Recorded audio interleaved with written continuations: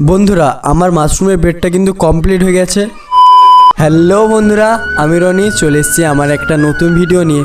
তো অনেক দিন ধরে ভাবছিলাম যে মাশরুম চাষ করব, তাই জন্য কিছুদিন আগে অনলাইনে মাশরুমের স্পনার অর্ডার দিয়েছিলাম। তো ফাইনালি আজকে সেটা চলে এসছে। বন্ধুরা প্রথমেই আমাদের মাশরুমের বেড তৈরি করার জন্য খড়কে ছোট ছোট পিস করে কেটে নিতে হবে। তারপরেই কেটে নেওয়া খড়গুলোকে চুন জলে কিংবা গরম জলে ভিজিয়ে রাখতে হবে। আমি তো গরম জলে সিদ্ধ করে নিয়েছিলাম যাতে ওর মধ্যে ব্যাকটেরিয়াগুলো মরে যায়। সিদ্ধ করা খড়গুলোকে একটা প্যাকেটের মধ্যে ভরে নিতে হবে। বন্ধুরা সিদ্ধ করার পরে খড়গুলোকে আমি একবার রোদে দিয়েছিলাম। তারপরে একটা লেয়ার খড় আর একটা লেয়ার স্পনার দিয়ে প্যাকেটটাকে ভালো করে বেঁধে নিতে হবে।